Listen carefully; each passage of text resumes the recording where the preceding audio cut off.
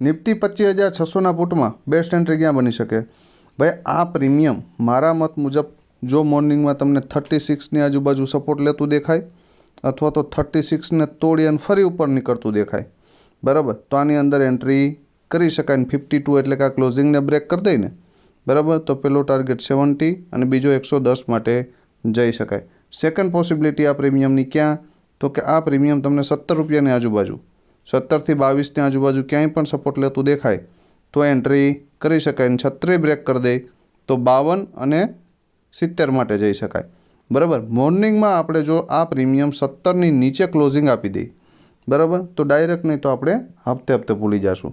એક new possibility કે ભાઈ આ પ્રીમિયમ મોર્નિંગમાં 70ની ઉપર ઓપન થાય, ગેપ અપ ઓપન થાય, ધારી લ્યો કે 100ની આજુબાજુ ક્યાંય પણ, અને આ પ્રીમિયમ 70 અથવા તો 64 આ ક્લોઝિંગની આજુબાજુ આવે તો ત્યાંથી એન્ટ્રી કરી શકાય. ને પેલો ટાર્ગેટ 110 ને બીજો 143 માટે જઈ શકાય.